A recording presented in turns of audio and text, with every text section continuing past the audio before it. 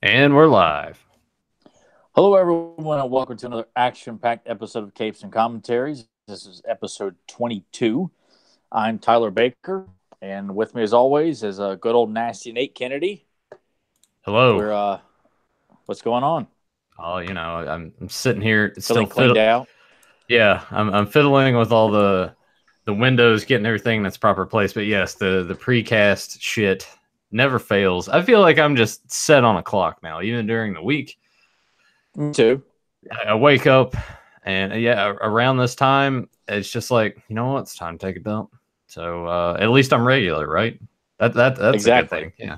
I mean, otherwise, you might have to start taking some notification from Jamie Lee Curtis and start eating, Activia and shit like that. Yeah, start eating more of the yogurts and shit. What's the I can't think of the name of it. The supplements you can take. Fuck. All like a colon blow, like Metamucil. Yeah, there you go, Metamucil. That's exactly what I was thinking of. I always associated that with like old people when I was a kid because they would always advertise with like senior citizens, like they're walking and they're happy because they've taken shits. And of course, as a kid, I'm like, what does this do? Like, I have no idea what this is for. Younger people struggle with taking dumps too. It's not just old people. Yeah, Like, I don't know why I they just feel I don't understand the demographic there. It's like, well, old people have a hard time taking a shit. Yeah, or they can't control it. Well, neither can kids. And sometimes as adults, you're like, oh my god, like you have, you know, I'm going to be like Chris Tucker and just run down someone's, between two houses and find a nice bush and just squat down and hope that, oh damn it, what's his name? Ezale doesn't walk in. Smokey, walk in asking if you're taking a shit or something like that. Man, what a great start to the show.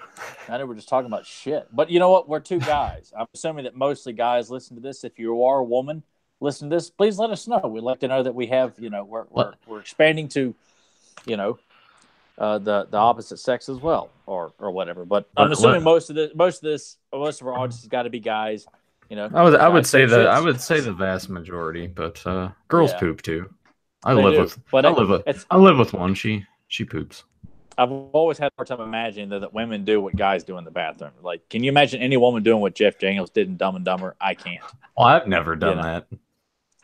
I never audibly just made noises while I was taking a shit. I'm not like that. I'm not like that grunty guy in the movie theater that one time. I mean, you do hear like guys, just in that moment, you can't tell if it's just the sweet relief of passing or if they're really just struggling and it's they're straining. Which I do not recommend doing that. I've never been a strainer. That's how you get hemorrhoids. Exactly. Well, my dad, prime example. He'd just be like, "Yep, strain too hard," and he'd have hemorrhoids. I'm like, why you do that? You just sit there. If it's ready to go, it's ready to go. If it's not, just get up and wait a while. It's something we can all relate to. This is in no way like has nothing to do with the great show we're going to be doing today. Anyway, this is just kind of one of those random guy conversations that I'm sure most guys have, or on occasion, you can at least relate to what we're talking about. I feel like everybody has these conversations at some point.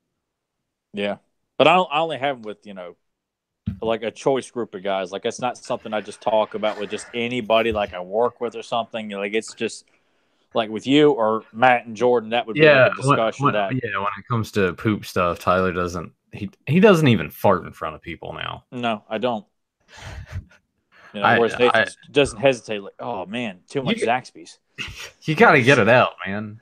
I know that, but that's why I find a nice place off to where the doesn't have a lot of bass and echo factors going on. Well, all right, let's talk about the times that I think everyone can relate to this as well when you're around a new guy or girl that you're kind of seeing, and you're out on a date and you don't want to let one rip in front of her, so you just keep holding them back and holding them back and holding them back, and then it just like bubbles up and like you just get like really crampy, and then you get to the car and like you said, you just grip the seat and grab the steering wheel. Oh, it just has this massive tear. It's like the Red Sea spreading in your car seat because of just this earthquake going on in your car seat.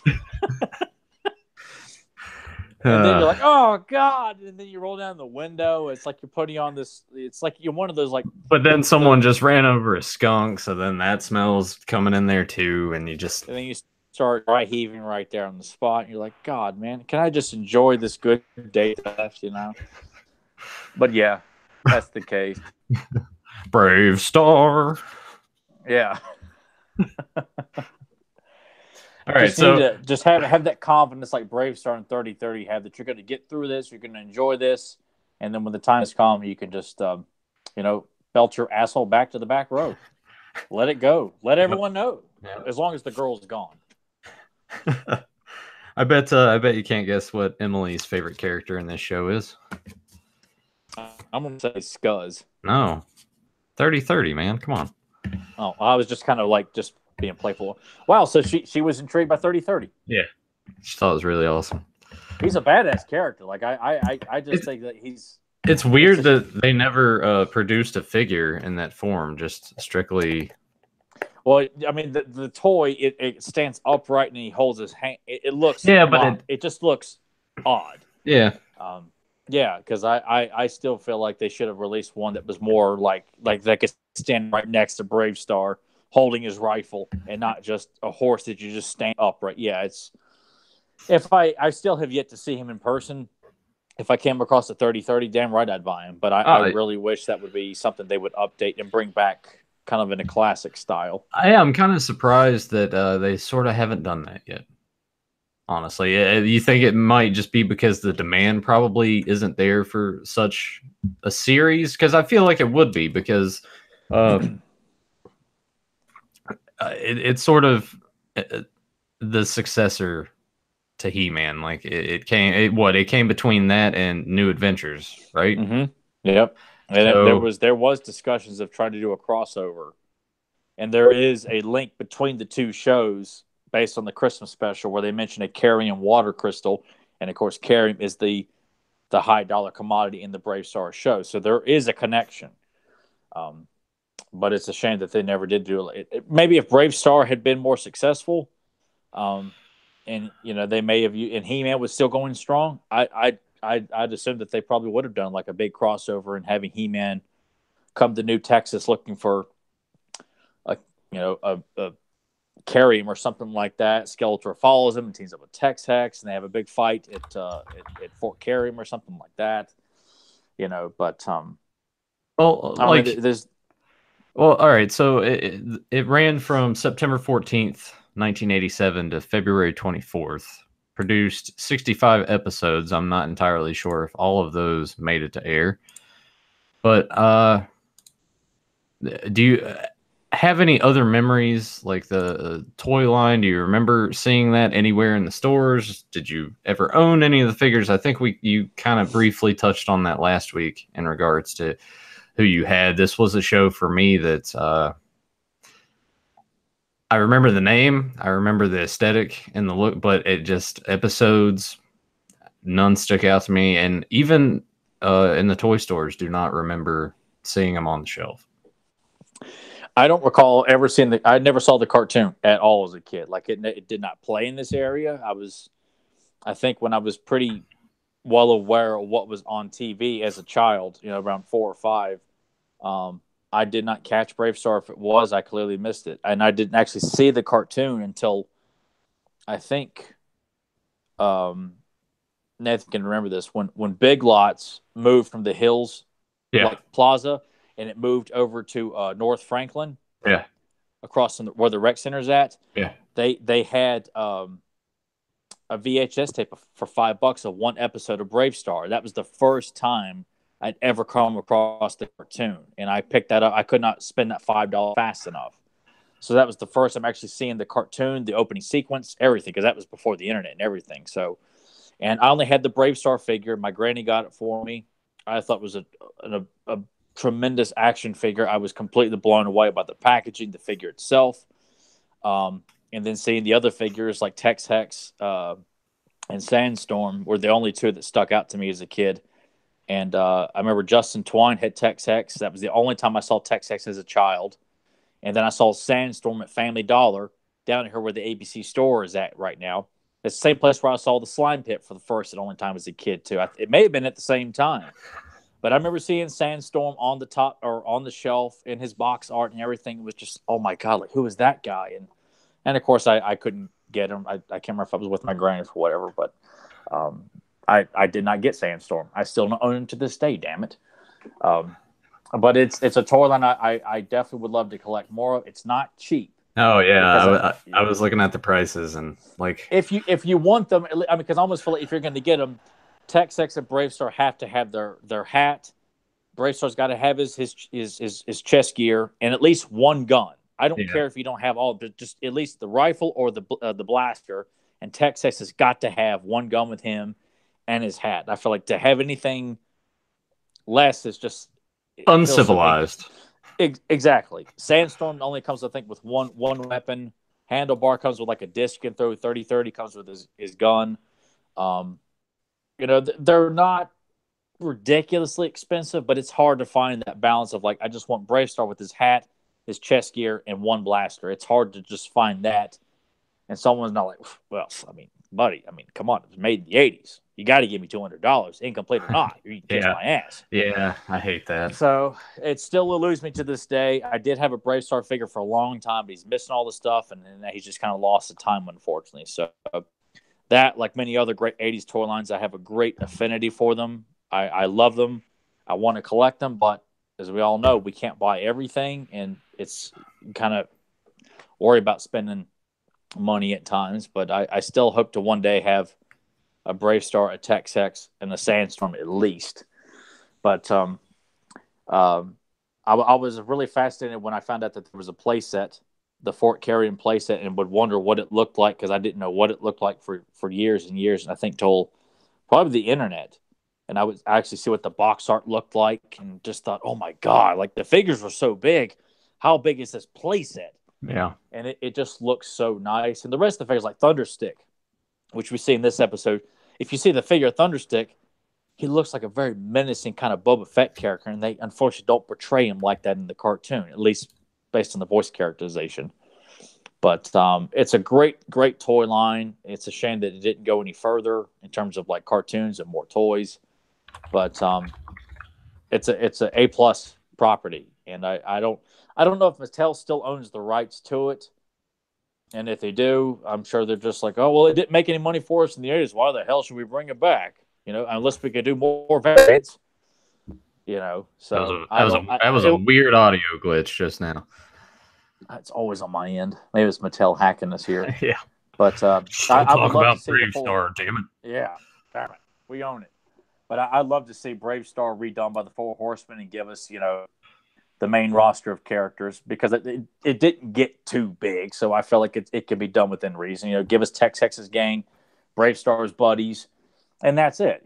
I think it'd be awesome to have that. It's oddly enough, though, anytime Bravestarr is brought up, I always see it brought up in the positive light. Like nobody's ever like dismissive of it or smacks the toys or says the cartoon's lame. Well, getting into one thing that I feel like people would just take issue with. Bravestarr is Native American, and he summons spirits, puma, bear, etc. And you know what? I feel like someone now would just peek at this and be like, "That's really racist," and this offends me. I'm just like, just stop. It's a cartoon. If anything, shit, man, I don't know. What? Well, I tell you what, better yet, how about we just make Bravestarr a blonde-haired tan guy from small town middle America, and have him summon the strengths of puma, wolf, hawk, and bear, and he's trained by like the Indian surfer from Saved by the Bell or something like that. It's like, stop pretending as if these things and these cultures that may not be celebrated as much. Plus, not to mention, there's nothing honestly, if you had not seen, and I didn't know this till I got a little older, that Bravestarr was Native American, because the toy doesn't look like that. That's very strange, I think. And neither does the cartoon. Like, unless you actually saw references to what you see in the movie. Bravestarr is a young boy raised, and Shaman trains him. Unless you saw that or see episodes that reference that, you would never know that he's Native American. He just looks like a real tan guy with black hair and talks like, he doesn't talk like Tonto or anything, you know. Yeah. But I think It's it's cool that just he is Native American, though. And no, I think it is as well, and this will be a topic that I think we'll touch on more on Fans of Power on Sunday because there's some things that I think just need to be said. Well, Joe thinks needs to be said, and I agree with him. It's stuff that just a lot of people need to think about, and just I feel like some people aren't doing that. Not on the fans end of things, but kind of creative aspects. Anyway, let's not stray too far deep into that hole. Tyler, the episode that you picked today, the day the town was taken. Why'd you pick this episode? I picked it because when we did this, like Nathan, I originally thought, and I had forgotten because I had forgotten the movie is not included on this set. The movie is its own separate DVD and it's out of print. So if you want it, you got to go on Amazon and pay about $30 for it, or you can go on YouTube and watch the whole thing for free. Yeah, I think that'll probably be the route that we'll go when Yeah. we revisit the show.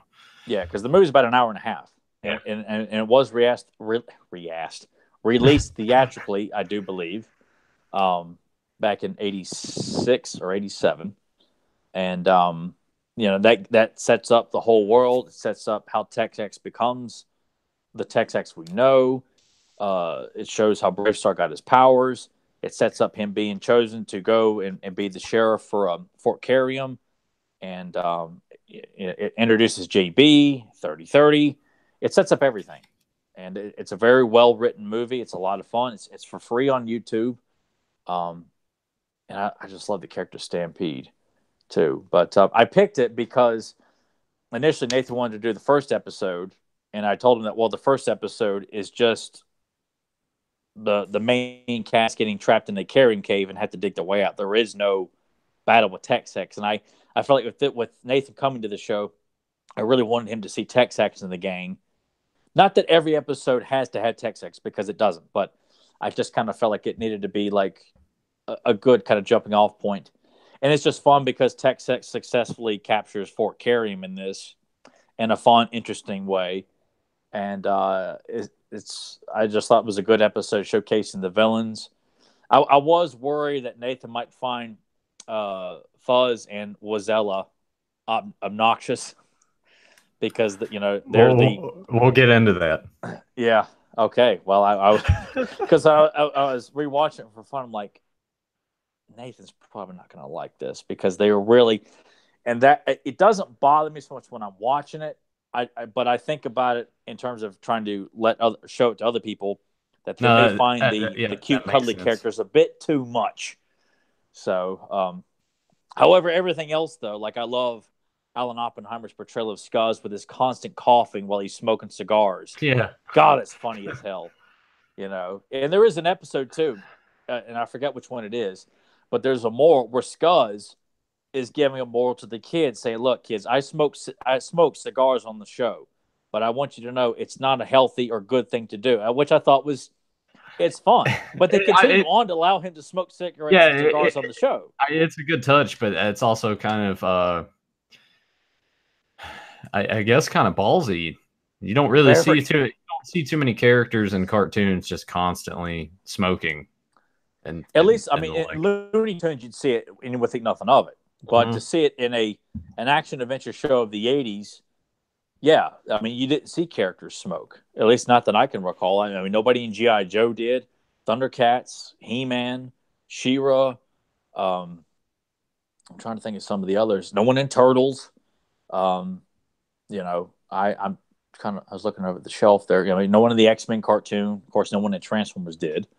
So yeah, it was, and that's the gag is he's just constantly coughing and choking on his own smoke all the time. Like it clearly shows this guy needs to stop smoking, But it's funny because Alan Oppenheimer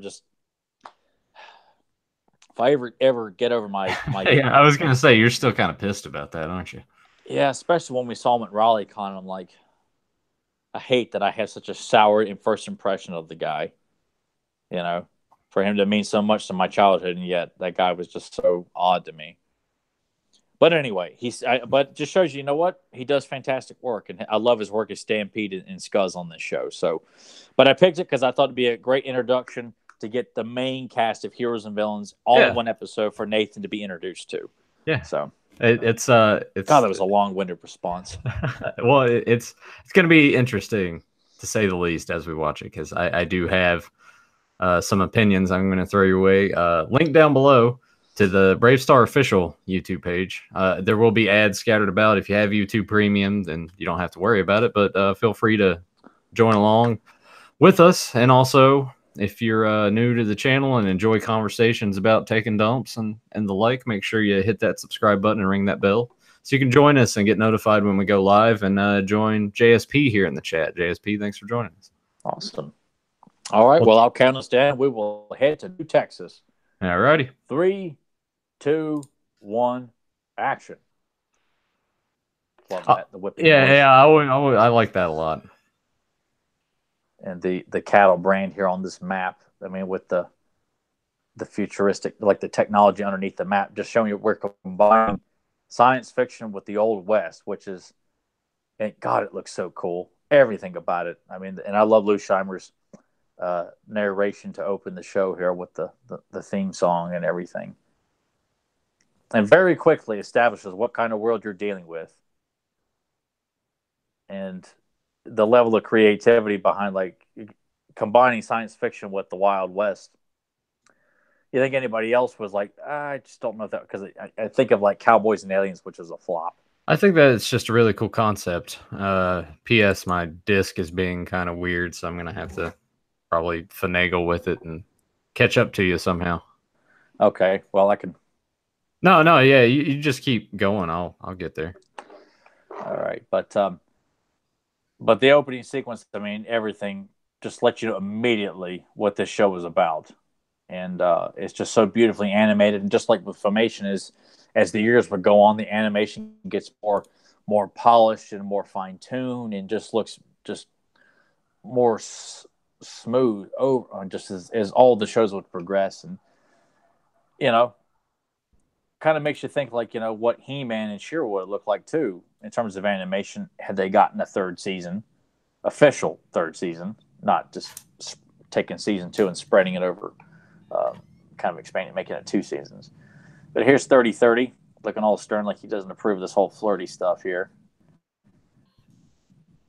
And so yes, please give us your thoughts on the prairie people here, which you know, They are a I'm little accepting much. of it, but yeah, they They're a are. little much. It's a little tough.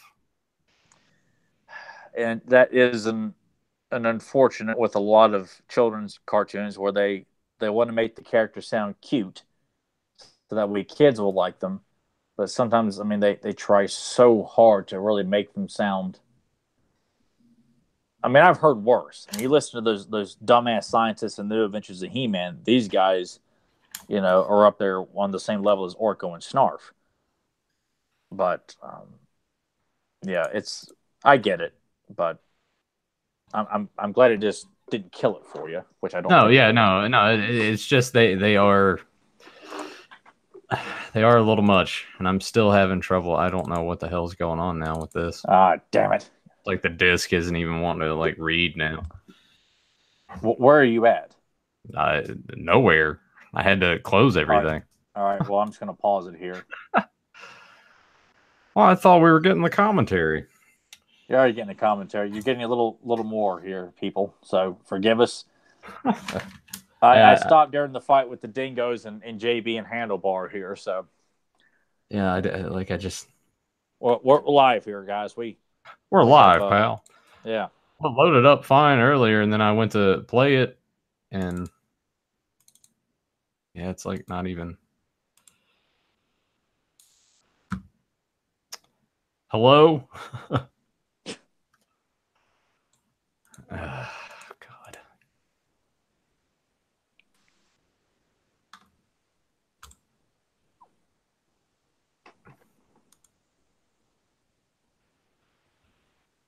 Yeah, I don't know if the disk drive has just decided to crap itself or That's what you get for using a computer. well, Excuse me. guess I'm just gonna have to. Well, 22 episodes in, we haven't had any glitches like this, so it's bound to happen at some point. So, Oh yeah,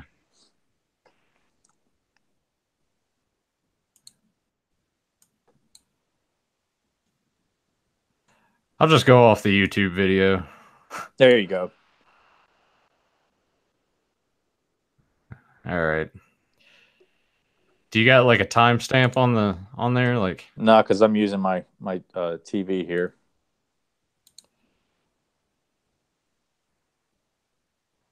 all right, well, go ahead and resume, and we'll go. All right. Well, I'm starting it right at the fight with Handlebar, JB, and the Dingoes. Like I'm Okay. looking at. Yeah. All right. You there? Yeah. All right. I'm playing here as the battle ensues here. The Dingoes are something I wish we'd have gotten figures of. I think that'd have been really cool to have gotten a couple of just random Dingoes. Um, I like JB. She's a beautiful looking character. I like her outfit and everything. She's just a very well designed, strong female character for you assholes out there. Like, man, the '80s cartoons weren't about anything, depicting women as like strong, competent characters. Just it's like because no one has time to go on the internet for free and look up all this information within seconds. We have no time to actually engage in the truth here. It's more about pushing our mission statements. And that mission statement is shitting on all the classic '80s cartoons because you grown man boys just can't seem to get over. More on that on Sunday. Yes. But back to the action here, too, as Bravestarr and 3030 and Fuzz are approaching the big fight out here. And I believe, yeah, they made a vehicle of the stagecoach, too, that they're looking at right there. And here's Tex's gang here.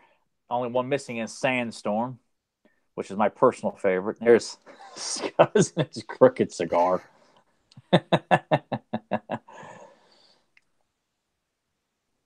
Now, what were your impressions of the villains when you saw them for the first time?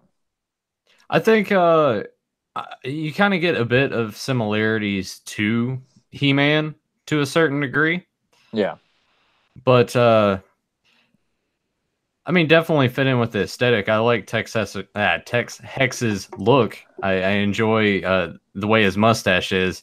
yeah, It kind of looks like if I were able to grow one out because I can't get the little middle piece in here to grow. So I feel like if I grew mine out, it would look just like that. If I could get it to, that'll never happen. And then, like she kind of reminds me of Tila, obviously. yeah. She's more likable in terms of like she's not bitching about stuff or trying to bust Bravestar's balls all the time. Like Right. they do have a thing which is established in the movie. Um, but I like her a lot. Oh yes, I always loved that transformation to 3030 into his upright form. Never gets just what a badass whipping that rifle around. Yeah, that blunderbuss just it kind of fits with the character. Damn right it does, and I love his voice. And did you recognize the voice of Cactus Head? I actually no. The voice of Krang. That sounds. I thought I, you were just gonna go in another direction with that, like it would just be something else. But yeah, that no, makes no, no. sense. But all the action, like it, I mean, they really do a great job of playing up how a gunfight, a Western gunfight, like all the mannerisms, the posing, like with 3030 laying on the ground, holding his rifle up, the dingoes, riding around on their steeds, and I can remember, I think they're just called mules, I think. Excuse me. Uh, which I thought was really cool, which they did make toys of, or the skull walkers that Tex Hex uses. And here we are. Tex Hex has already seized Fort Carium. Which I think all these little side characters here are kind of interesting too. You have humans, and then it's like some robots there in Yeah. the background. It's just like Thundercats. It's really cool world building and just different races of people. Like over Yeah. here on the left, you got like an alien, and the dingoes Various are said. aliens. Yeah. It's just it's cool. Yeah, It's it's a already established. Like it's an all encompassing world here of like when you meet Tex-Ex in the movie, his skin is like he's a human, but he's got purple skin. So already he's not just a standard like human being. He's of a different race of some kind, and it's just I like that. And they don't stop and try to explain to you. It's just expanding the world, and you just accept it because that's what it is. That's the inhabitants of this world. Plus, this is just one planet. This is New Texas. This is not God knows what else is out there. And I think that this would be if they struggle so much with wanting to get a Masters movie off the ground, I think Bravestarr would make an excellent idea. Like a live action version of Bravestarr would be pretty damn cool. damn right it would. I mean, and I feel like too, like people today are looking at this stuff like, well, how do we make sense of this? Like, you don't have to make sense. You just look at it. You don't have to explain. That's the beauty of that stuff. It's just we'll get into this tomorrow and Beyond Retro when we talk about Monster Squad. It's like, all right, the Universal monsters are real. They're here, and here's a group of kids that have to stop them. It's like you think about that, and it just sounds really absurd and weird. But they made it. They just let it. That's the thing. And that's the beauty of these shows. Just well, yeah, Teenage Mutant Ninja Turtles. Like you really think about it, and that's a crazy kind of silly idea, but it just works because you just everything is it. And the best stuff. I mean, even with superheroes, you have to enjoy fantasy stories of strong heroes, whether male or female. Very malicious villains who are strictly out for themselves. They're not levels of gray. They're just evil to be evil. They just love wreaking havoc and taking from others, so they don't have to work for it. Classic chicken shit heels is I think like Jim Cornette would probably reference to a classic heel, but you don't have to explain everything. Like you don't explain everything in Star Wars. You don't explain how a lightsaber is built. You just because when you're watching those first three films, like you just accept it. You accept the Force. You accept who Darth Vader is. That Han Solo is a smuggler and that he's got a co-pilot named Chewbacca. Like, I don't need to know where Chewbacca comes from. I just know that he's a badass co-pilot that works with Han Solo. Less is more. Bravestarr is the same thing. Less is more. Like, explain how Bravestarr became Bravestarr. Like, yes, I think that's a fascinating storyline. And do not shy away from the Native American roots because why? Why? At this point, you're like, shut up. Stick it up your ass. If you're one of those assholes who tries to find something to say, that's offensive. Why is that offensive, prick? No, it's the character. Yeah, and a lot of it's just people reading too much into it, which trying to find something because that's the popular thing to do. If there's anything going on in our culture today, all over the world, the cool thing to do is to find, like looking at Viper. I think Viper's trying to. I don't know. They might try to say she's a stereotype of some other race or some shit like that, or that Scuzz is like, oh, all people who smoke cigarettes are short and stumpy and, or something like that. Like, no. This is made up bullshit that people go through. I'm like, I'm sick and tired. And I'm sick and tired of people catering to it because 3 people bitch about it and the rest of them have no problem with it. But we got to give in to the squeaky wheels. Well, more on that Sunday, Fans of Power. Yeah. But I just love the visual look of Bravestarr too. Like his outfits, it fits with the desert look.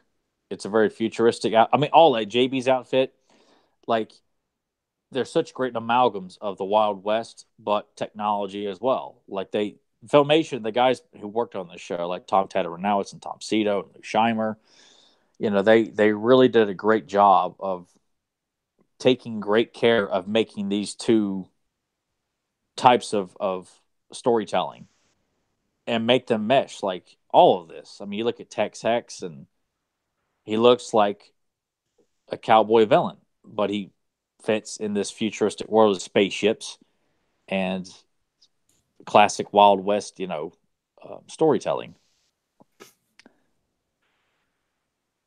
I think there just needs to be more Western stuff in general, really, because it was so prevalent back in the 30s, 40s, 50s.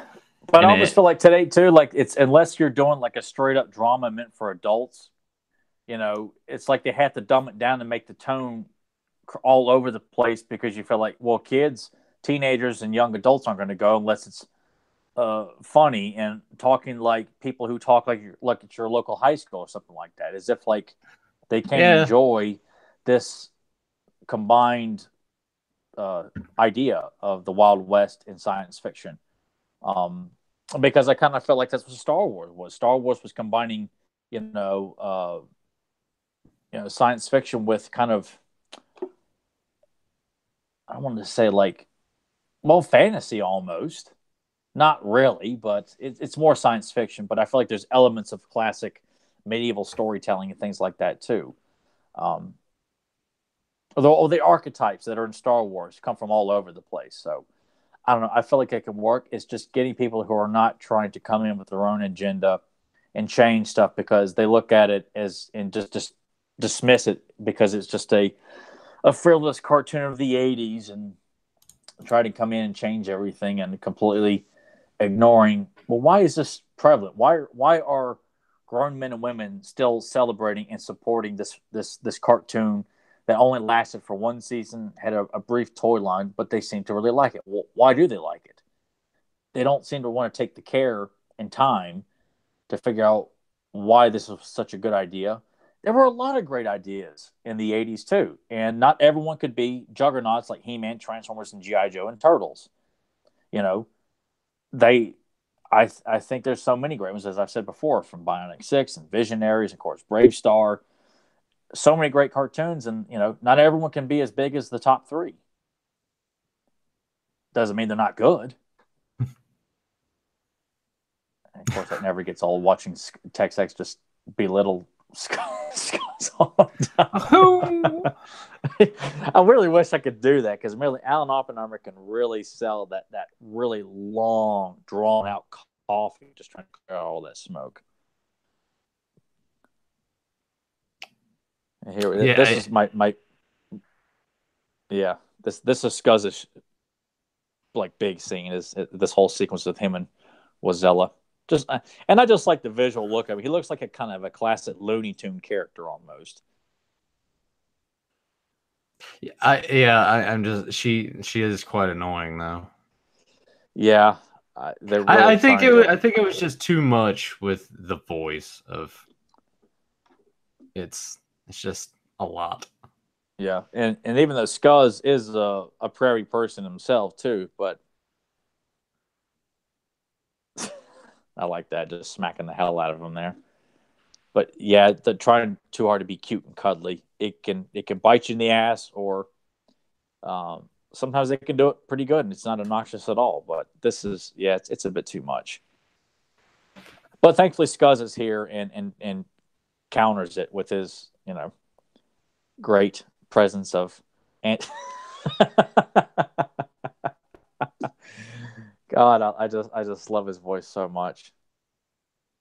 For Tex X to have like two pint sized guys part of his gang, you kind of feel like they're not as threatening, but they're so much fun. Like Cactus Head is a formidable little character, and Scuzz is just likable. He's a likable, fun villain that I don't feel like kills the tone because he's written well.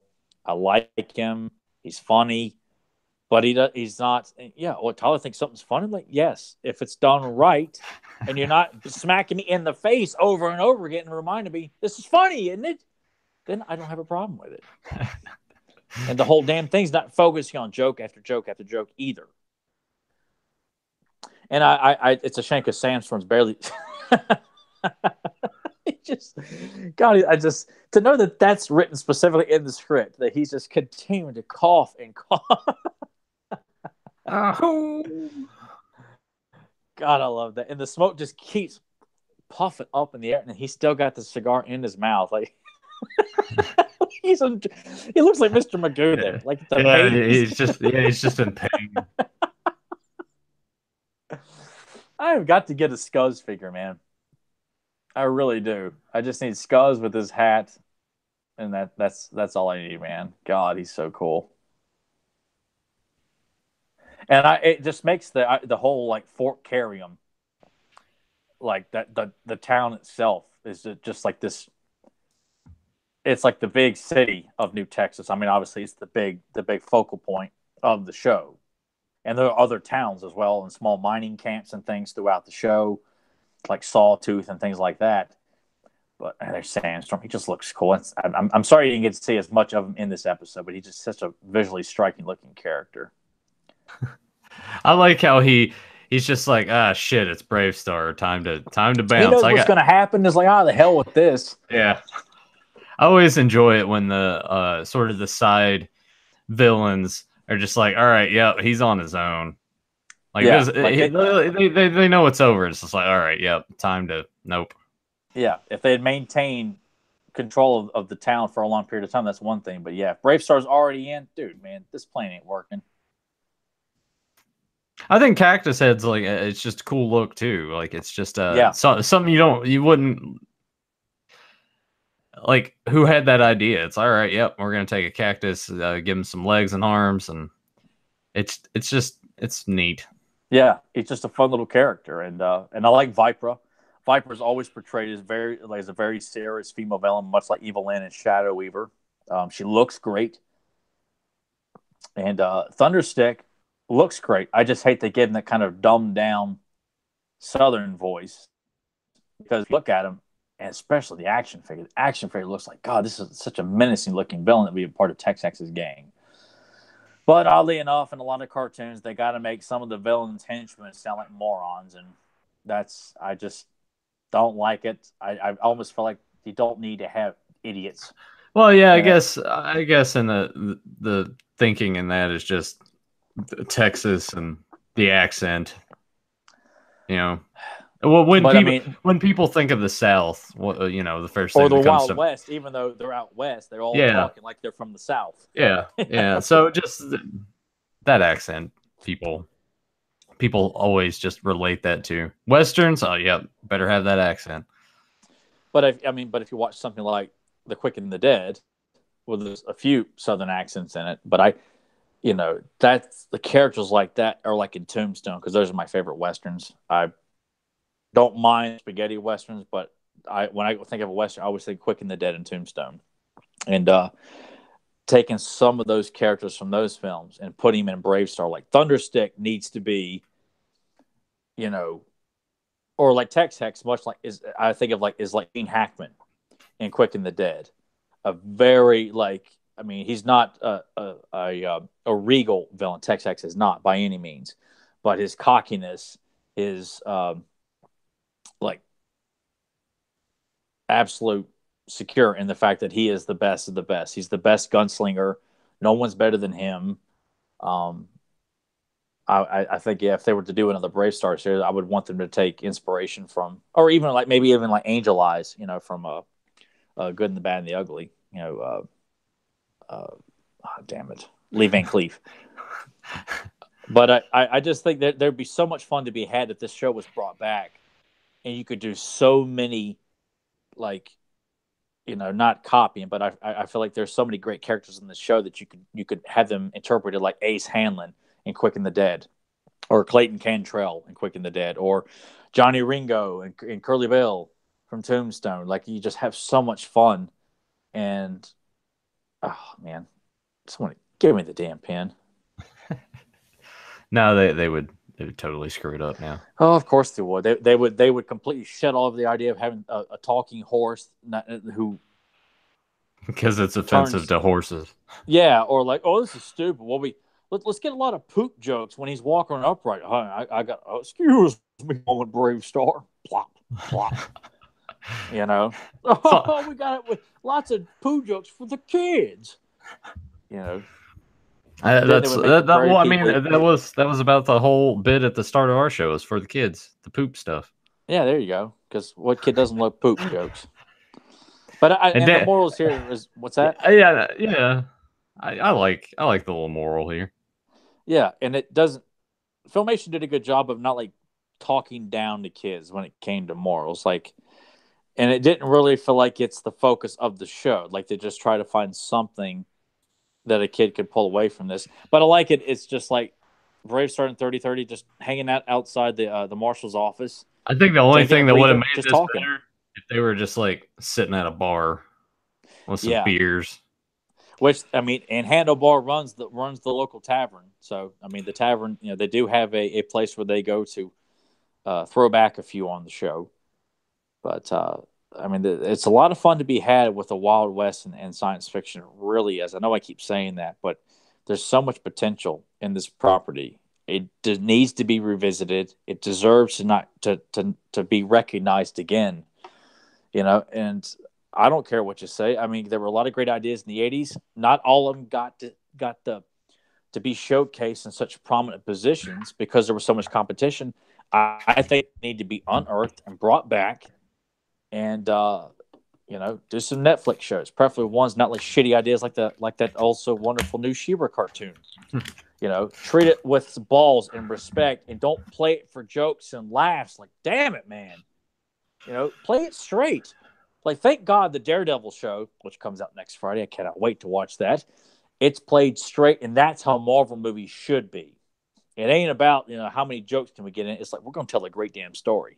I mean, there is humor in Daredevil, but yes, but I mean the tone of it is consistent. Yeah, no, I got it's not all over the place with just it's like a pinball machine in Marvel movies today. Thank God we have stuff like the Winter Soldier and Civil War, the first Iron Man, and the first Captain America and things like that, where the tone's consistent. There's moments here and there, but God, I love Bravestarr so much, and I hope for Nathan this was a good first impression, that it was not like, I don't know if I want to come back to Bravestarr. It was okay. Granted, though, I can't expect Nathan to love absolutely everything that I may suggest for this show, but it was great that he brought it up and wanted to give it a try. No, I like it. It's just Fuzz and his lady, just a little too much. And I would not argue that. Not at all. Annoying. And that makes sense. But you liked Texas Gang, you liked Bravestarr, you liked 30-30. And I always like the whole Carium idea too. Like that's gold. Everyone's in New Texas mining for Carium. It's like the whole gold rush thing. I was like, it's fun because all the toys came with a piece of Carium. That's I cool. thought that was really cool too. So that way, when you get all the figures, you got all this Carium that you can build up and chase after and stuff like that. And the playset too is pretty elaborate. Like, they got the marshal's office. I think there's a bank and a jail, all in the place. And the playset folds up too. So it's you got to check out the playset. And of course, with your money you can afford it, no problem. Probably mint in box. Maybe if maybe a few bucks I can afford to look at it. Well, how much is it going for? You looked, few hundred dollars, easy. Because there's a lot to the playset. Like, it's a pretty good sized playset, but it's got a lot of stuff with it as well, stickers and things like that. I'm gonna look at it now. Give us a live feedback on. All right, so yeah, you're not kidding about the price. It's been like that for years too. Believe me, I look up Bravestarr toys every so often just for fun. Like, maybe I'll get lucky and find something that's relatively affordable, and I just kind of sit and cry, and the Phil Collins music plays in the background, and somehow there's like some really melted bad McDonald's ice cream right next to me. Nathan only gets that reference. Well, it's kind of funny because you can get it loose here for like $250, but you can get it like boxed brand new for $300. I'm like, that doesn't make any sense. Well, of course, if I got it boxed brand new, there's no way in hell I'm opening it. It's just gonna have to stay and look, because looking at the box art, isn't it stunning to see all the characters depicted on there? And all the figures came with a small poster. Like, that was another cool thing. Every figure came with a poster, like depicting them in action and stuff like that. Like, God, man, and a comic book as well, if I can remember correctly. Man.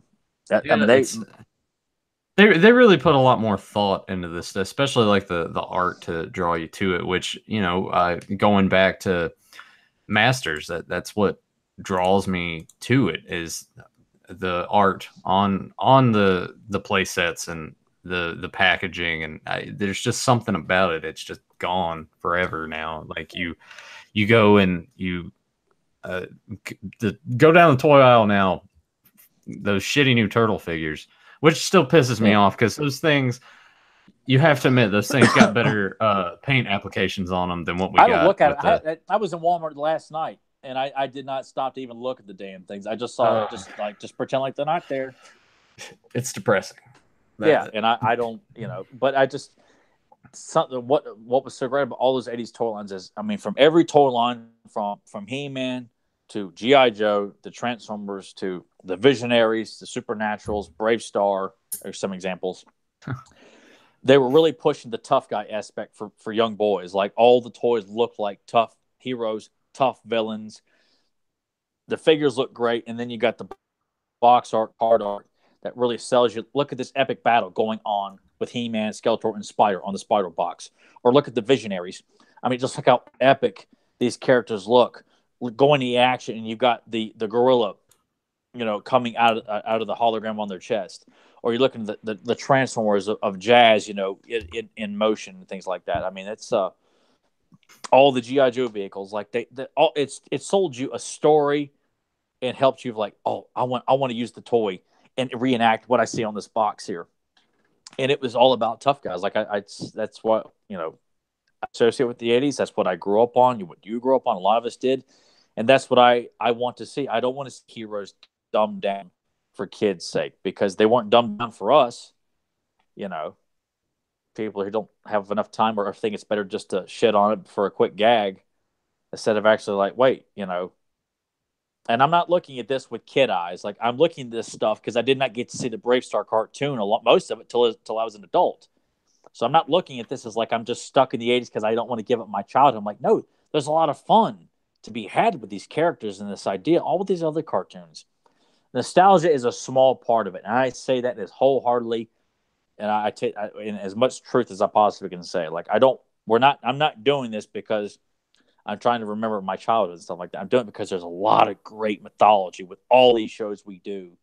And I like to think that Nathan and everybody else that listens to this appreciates that and sees it as more than just guys talking about our past. Because we're talking about this. We're not really, we talk about it at the beginning and sometimes the end, but as we're talking about the show, we're talking about the characters and the story and how they're portrayed. We're not talking about, yeah, I remember when I got this, and I remember like the whole time. Like, it's we want to elaborate that there's a lot to this stuff, and that we're watching as adults who love these kinds of things. So I just had to say that. Definitely more chances being taken back then in regards to stuff, just Exactly. creatively, and that's. Well, see, I want to save some of the rest of this for Sunday when we talk, because I would like to have Joe here to bounce off of, because there's just I mean, obviously the world is different, so everything is just changed kind of dramatically in the last 17 years. So I get that, but as expensive as things are, and yet they want customers to keep coming back and buying the same damn thing. Yeah. And no one wants to like, oh, hey, let's revisit this toy line and see if this can draw some interest. Let's put a new cartoon out there and see if this can draw some interest. I know Hasbro just keeps doing another reincarnation of Transformers over and over and over again. But I hate that they don't try it more with G.I. Joe, or try the Visionaries again, or try another property that they may have the rights to, or something like that. It's just a shame that because certainly people in animation today, that it's I guess mainly because the networks too, they're not pushing for action adventure shows anymore. It's all about keeping things silly, but the jokes are not original. They're not funny. Even though I know a lot of the shows like what's that show that you really like? Rick and Morty. Excuse me, not Rick and Morty. Stuff like that is very popular with young adults and adults as well too. But I'd like to think, can we have like a demographic of action adventure shows? Like, why does everything have to be comedies in animation nowadays? It's and I know they're still doing like Transformer stuff right now, but I just wish the days of action adventure animation were not dead. I don't know. That's sort of a tricky thing. I think it'll come back. It all just goes in cycles. It'll come back eventually. Same thing with like the slasher film that hopefully will come back. I would like for it to. Unfortunately, I feel like that's just going to be like, yeah, let's reboot everything again.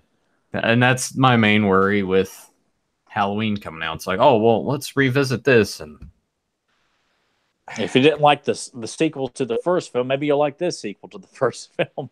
yeah, I mean, I'm in a weird space where I'm like, all right, cartoon wise, like you were saying, some of these properties that didn't get as many eyes on it back then, I feel like are the ones that should be brought back. mm-hmm. Stop bringing back the stuff that was super popular. Because I don't know. Yeah, if you're to bring back something like Bionic 6, which in this day and age, the way people love to just piss and moan, you're not pandering enough. Bionic 6, you've got Bungie, who's an Asian character. You've got JD, who's a black character, and you've got two strong women on the show. You've got Jack the father, and Eric, Kid One, and Fluffy the robot. It's a pretty well diverse cast of characters, and they're a family. They all live together. They've been given superpowers, and taking on Doctor Scarab's group of henchmen. I'm like, that's a tremendous. I mean, I absolutely love that cartoon, and people who do know of it, they all like it too. But I think that's something that should be revisited. The Visionaries should be revisited. Bravestarr should be revisited. I don't know, maybe the Supernaturals. I just thought it was cool because of all the holograms. Battle Beast. Battle Beast, they were given a little bit of animation and I think a Japanese cartoon. Forgive me, Transformer fans, because I think there's a connection with Transformers and Battle Beast, I think. But if you look at the commercials for Battle Beast, there's animation of the characters. I think that's another fascinating concept that should be revisited and brought back. Bucky O'Hare, the Toxic Crusaders. I mean, there's just a lot of great ideas that they're not the juggernauts of like your Transformers and your Star Wars. And man, you get on the toy aisles for like the last 5-10 years, it's the same toy lines being revisited over and Yeah, over and yeah, over again. yeah. But it also goes back into the whole thing of our kids these days really playing with toys. It's more about Yeah, and it's more about tablets and stuff. I'm still with the idea of what, keep a small section with that stuff, but maybe just broaden the toy aisles and just start putting out that adult collector stuff. Because honestly, we are the only ones kind of checking in. Well, what they got over there? Yeah, I mean, Which is kind of the beauty of those reissued G1s that Walmart has. It's just it's cool to go in there and see those on the shelf. it is, and it's nice to. I'm glad I got the bug to be on the search for that stuff because it's fun to be able to go down the aisles recently and look for something that I genuinely would like to have that, and I hope I can get it. Yeah. I want to add that to the collection. I hope they'll continue to do it, and it's nice to see some good-looking Transformers next to. Okay, there's the stuff they're pushing for the kids. Here's the stuff they're pushing for the adults. Okay, I'm fine with that. I'm not interested in the kids, but give us the option. Like with the turtle stuff, if you want to push this also new idea for turtles, fine. You're going to do it whether we like it or not. But give us the ones that have kept it alive and why it's still relevant for you people. Give us something else to play around with that keeps us coming down the aisle and like, no, well, what do I need to go down there for? It's just that shitty toy line. There's nothing for the adults to get to draw us down there. And I wish it's even with Mattel with the WWF stuff. I'm going to call it WWF because I don't like saying WWE. They continuously market toys for the adults and the kids at the same time. I mean, hell, I think most of them were after all the old school wrestlers and in the collectors lines and stuff like that too. Maybe some of the current stuff, but at least they're acknowledging there's a demand for characters that our adult collectors love to have. And I'm like, why can't they do this with all the other properties? Why is it that some of them's just like, no, here's the brighten up new toy line for the kids with the cotton candy filter all over it there. And if you don't like it, well, I guess the property's shit to begin with, right? We're trying something new here, people. You don't have to get your, sand in your vagina about it. As if like we're all a bunch of assholes, But that's another discussion, say, for fans of power tomorrow night, 9:00. But I really wish they would. I commend Hasbro for making sure that they do not ignore the adult fans that kept Transformers alive and constantly giving G1 options all the time. So And I did pick up the Constructicon set Oh, last night. you finally got that out, huh? They're all over here depicted in such absolute glory. There was a bitch putting on all the stickers on all 6 characters, though. God Almighty! Yeah, I don't understand the thought process of just not having those with the stickers on them already. Oh man, I mean, you buy some of like the masterpiece stuff, like everything just comes ready to go. Yeah, yeah, it's kind of the bummer with that. Like son of a bitch. I was just like, one of the stickers I got stuck on Long Haul's dump truck part, and I'm like, I couldn't find it. It was supposed to go on, I think, Mixmaster. Like, where the hell's that sticker? And it had fallen down on the truck bed of Long Haul, and I was like, if I scraped any harder, it's going to tear the stickers. The hell with it. Mixmaster's got one prominent sticker on there. I'm going to leave it like that. I just was not going to let this, give me a brain aneurysm. So, and they were easier to transform, thank God. The instructions were somewhat, legible of like, oh, you see this? Turn it this way. This what? What do I turn? Son of a bitch. Oh So man. I'm hoping to find some more fun Transformer stuff like that. Not everything, but more characters that I'd like to have that, because it's just nice to have some reason to go down toy aisle, for God's sake, and look and stumped again. Oh my God, they've got a Megatron or something like that. Yeah. It's fun to have that bug, even if it's temporary. But, yeah, I'm that's sure. our I'm sure. I'm sure once you're done with that, there won't be much reason to go back down there anymore. no, not for a long time. It's because there's nothing coming down the pipeline like the Funko stuff. It's either you pre-order or you go to GameStop or something like that, or maybe Target. But I don't. Some of that stuff I just assume, like the Thundercat stuff. I'm not going searching for that. I want to come directly to my house.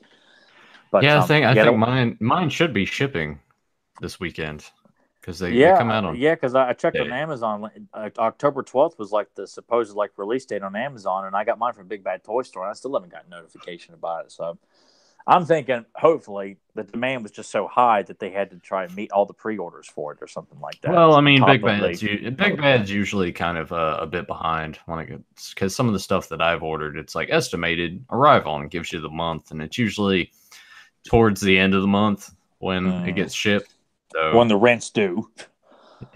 Hate that. Yeah, I always get this text at work from Tyler that's like, "Hey man, are you sure that this place doesn't charge you on pre-orders until it's shipped?" I'm like, "Yes, I am sure." Yeah, I just have to make sure when it is shipped, you will be charged.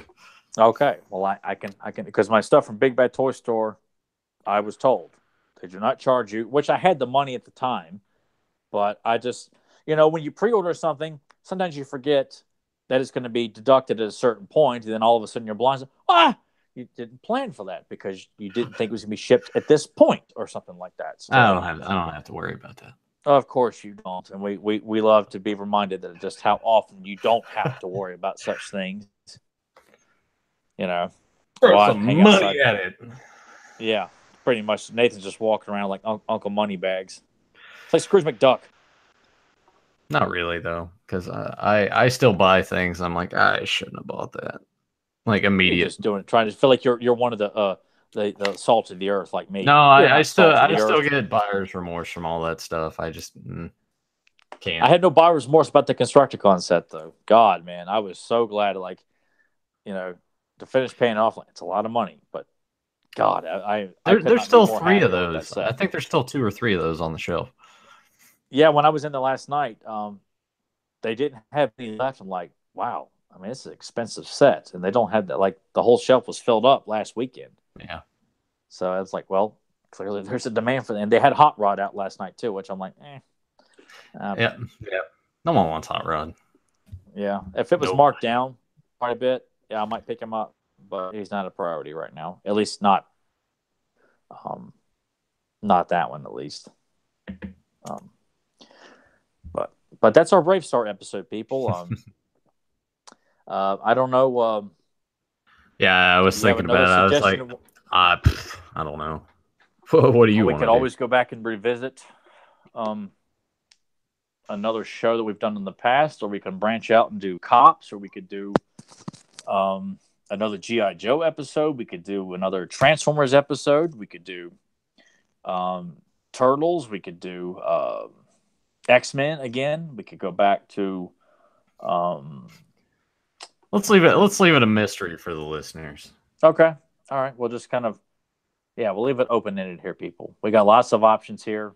Do we try something we haven't done before, or do we go back to the well and, do another Rambo episode? Do we do another X-Men episode? Do we do?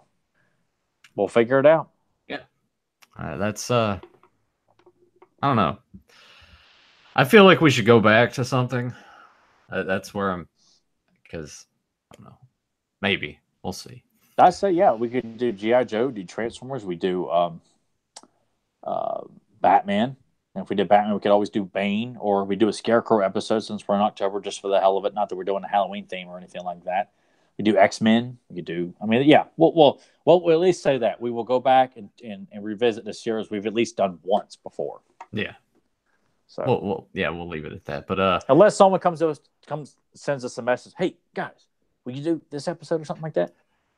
We probably, if we get maybe. Probably not. Tyler will shoot it down. We're not doing that shit. Are you kidding? It's hard enough to get people to acknowledge that they like the podcast, let alone, hey, give us hey, could you guys do a review for Jackalman's Rebellion or something like that? I'm like, by God, young man, yes, we will. Right. I can dream, can I? Yeah, sure. Whatever makes you happy, man. All right, guys. Yeah. Finish it up. Wrap it up there.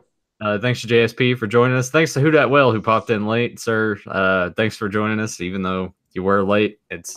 It'll be there in the archive. You can go back and listen to the first 10 minutes of us talking about taking dumps and our poo schedule and whatnot. Our plug-in for Activia. Yeah. Sponsored by Activia and Metamucil. Anyway, Jesus, man. I think about our little side stuff. Sometimes I'm just like, man, I can't believe we just talked about that for 15 minutes. Oh well. I guess it just says a level of comfort, where we're not sitting around trying to be as robotic as possible. Yeah, I never wanted any of this to just be like, today we are talking about this. Yeah. Well, see you guys next time. It's like, no. A lot of podcasts are like that, where they just come in and they're as unemotional and lacking in content. Not that we're saying that talking about, epic shits is content, but I think it's a level of realism and relatability, because, we're guys just sitting around watching cartoons and, scratching balls and stuff like that. So it's just kind of that. I'm making reference to it's what guys scratch balls, talk cartoons, stuff like that.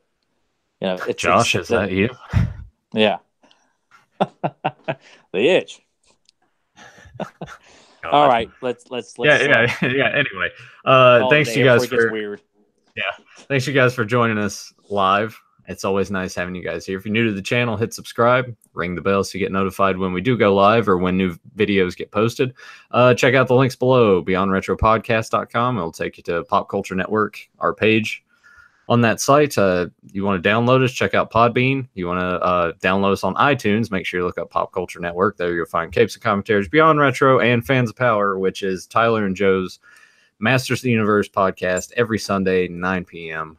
Check out his custom creations and his t-shirts. And I think that'll about do it. Yep. Next week will be a mystery. Maybe it'll be a Halloween themed episode. Maybe not. Maybe it'll be shit, man. Maybe it'll be like Street Sharks or Cops. We don't know. We'll figure it out. Yeah, we don't know. We got access to both. So, but until then, see you guys next Saturday, maybe Sunday. We'll see you guys next weekend. Take care. Yeah. Later.